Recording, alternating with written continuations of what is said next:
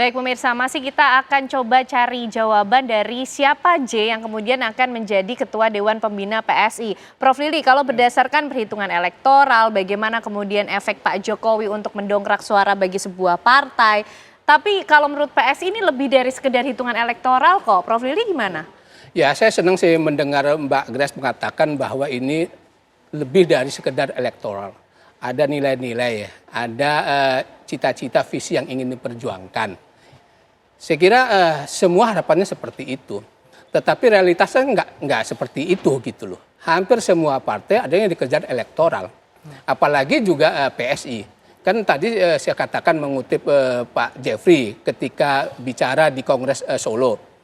Agar Mbak Grace dan Pak Raja Juli merayu Pak Jokowi untuk masuk. Kalau bisa terahnya.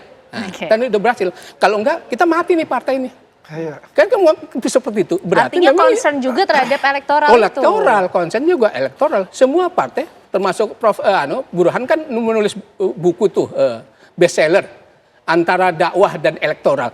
Yang partai dakwah aja dia perhitungannya elektoral akhirnya kemudian. Kalau enggak mati itu enggak bisa masuk parlemen. Terus kata Pak Burhan itu kan bahwa yang diandalkan personality. Nah kalau personality itu berarti yang dijual adalah dalam rangka untuk menggayat elektoral gitu. Nah, memang kita mestinya kembali kepada cita-cita nilainya. Nah, itulah yang absen di partai politik kita. Semua yang hitung-hitunganlah elektoral, hitung-hitungan elektoral, tetapi cita-cita perjuangan itu enggak. Nah, dulu PSI itu seperti itu. Dan saya termasuk yang kagum, ini partai masa depan ini. Dan banyak itu orang mengadres ke saya, pilihlah PSI karena inilah partai masa depan. Tetapi yang sekarang membuat kami kecewa gitu loh, kok bisa jadi begini ya jalannya transformasi PSI yang tadi nilai-nilai idealisme kemudian menjadi ya mohon maaf menjadi pragmatis dengan kemudian merayu Pak Jokowi agar masuk PSI yang menurut pemahaman saya Pak Andi itu agak keberatan gitu loh dari pernyataan tadi. Loh, kayaknya PSI kecil nih, lebih baik akan tidak lolos parlemen gitu. Agak keberatan kah kalau dari Jokman? Mas relawan ikut diajak berdiskusi soal pilihan Pak Jokowi? Ya, jadi terus terang rata-rata relawan juga sudah mempunyai mempunyai pilihan hidupnya mereka gitu loh. Ya kan, dari berbagai macam partai yang ada gitu. Tapi kembali lagi kita bahwa kita ini adalah relawan Pak Jokowi, Prabowo, Gibran gitu loh. Jadi memang concern kita ini bagaimana pemerintahan ini berjalan dengan baik gitu kan. Dan ya kita berharap bisa 2 periode. Nah terlepas dari itu apakah Pak Jokowi nanti bergabung dengan partai katakanlah selain PSI, kita tetap juga mengikuti beliau. Kalau beliau bergabung di partai PSI, kita juga mengikuti beliau. Mengikuti ya? Ya kita akan mengikuti beliau gitu kan. Karena yang terbaik bagi beliau itu yang terbaik buat kita. Itu konsep dari kita dan semua relawan ya untuk pendukung Pak Jokowi, Pak Prabowo dan Mas Gibran. Terlebih lagi kan kita lihat itu waktu pidatonya Pak Prabowo, presiden kita itu, dan senang sekali dengan gajah kan, dan juga ya katakanlah mungkin adiknya Gerindra ini PSI gitu. Baik. Mbak Grace merespon mengenai apa yang disampaikan oleh Prof Lili mengenai transformasi PSI dan juga optimisme terhadap PSI sendiri tadi yang disampaikan oleh Mas Andi. Seperti apa Mbak Grace? Ya, terima kasih ini saya mendengar banyak masukan. Terima kasih juga Prof Lili. Ini bagian dari proses transformasi yang belum selesai ya Prof. Tetapi spiritnya adalah menjadikan reformasi atau transformasi sistem kepartaian juga. Karena sampai hari ini kan kita belum pernah melihat ada pemilihan ketua umum yang betul-betul terbuka. Dipilih oleh semua orang. Pemegang sahamnya adalah semua pengurus dan anggota. Bahkan untuk Dewan Pembina saja sekarang ini sudah ada perubahan, ada ADART, semua pemimpin atau ketua dari wilayah atau ketua DPW itu punya chance untuk menjadi Dewan Pembina, untuk masuk Dewan Pembina. Semuanya diukur berdasarkan kinerjanya selama menjadi ketua. Ada KPI-nya yang jelas, sehingga siapapun punya kesempatan yang sama untuk menjadi Dewan Pembina, masuk di dalam elit partai misalnya. Jadi kalau ada masukan-masukan Prof Lili, Prof Burhan, Bang Andi, kami dengan sangat senang hati karena PSI partai super terbuka yang dengan kami juga dengan senang hati melihat Pak Jokowi nyaman ada di sini, kelihatan dari pidatonya yang sangat berapi-api dan terus-menerus menggunakan kata kita. Jadi PSI DNA-nya sama dengan DNA-nya Pak Jokowi, begitu pula Pak Jokowi sama dengan DNA dengan PSI. Semoga J ini bisa segera dirilis kepada teman-teman media supaya nggak penasaran semua. Tetapi suasananya baik karena nilai-nilainya sama, dan soal ada kekurangan mohon maaf, ke depan akan terus ada perbaikan. Terima kasih untuk input-inputnya. Oke, baik Prof. Burhan. Ini siapa yang diuntungkan sebetulnya, PSI atau Pak Jokowi sendiri ketika Pak Jokowi nanti betul-betul misalnya menjadi Ketua Dewan Pembina PSI? Yang paling diuntungkan PSI. Ya, jelas ya, karena pasti punya efek elektoral buat PSI, terutama untuk lolos ke Senayan.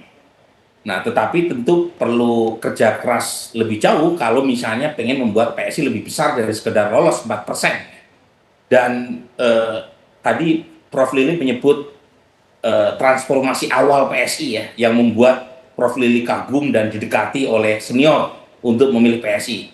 Dan saya bisa menebak tuh senior yang mendekati Prof. Lili untuk memilih PSI. Mungkin Bung Saiful Mujani ya. Tapi lagi-lagi begini, memang inilah realitas politik ya. PSI dibangun dengan semangat idealisme tinggi, tapi membentur tembok. Perolehan suara PSI dengan jualan idealisme hanya 1%. Di pemilu pertama PSI ikut berlaga dalam kompetisi elektoral. Kemudian menjelang pemilu kedua, PSI mengubah strategi dengan mengasosiasikan total dengan Pak Jokowi. Bahkan mendapuk putra Pak Jokowi yang baru 3 hari menjadi kader PSI sebagai ketua umum. Nah, ada dampaknya secara elektoral, tetapi tidak cukup untuk meloloskan PSI ke Senayan. Meskipun perolehan suara DPRD buat PSI mengalami kenaikan. Nah, ini memang satu trade-off. Trade-off secara elektoral cukup mahal karena harus, tanda kutip ya, mengabaikan aspek idealisme tadi, tetapi suka tidak suka, Pak Jokowi masih punya efek secara elektoral, apalagi kalau misalnya masuk ke dalam PSI. Meskipun lagi-lagi buat Pak Jokowi, pertimbangannya sangat banyak, kan? Pertama, bagaimanapun kalau masuk ke partai, Pak Jokowi, kalau kita lihat Pak Jokowi kan semangatnya itu sebenarnya beyond partai ya.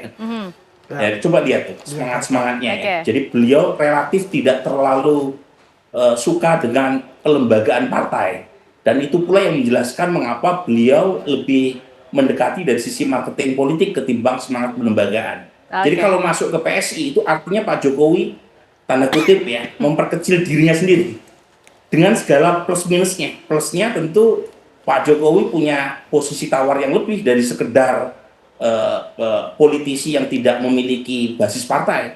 Ingat ya Ken ya, mantan presiden yang setelah menyelesaikan jabatannya tidak punya partai itu hanya Pak Jokowi. Sebelumnya umumnya punya partai. Nah, pertanyaannya partai mana tempat pelabuhan Pak Jokowi? Itu yang masih menjadi misteri sampai hari ini.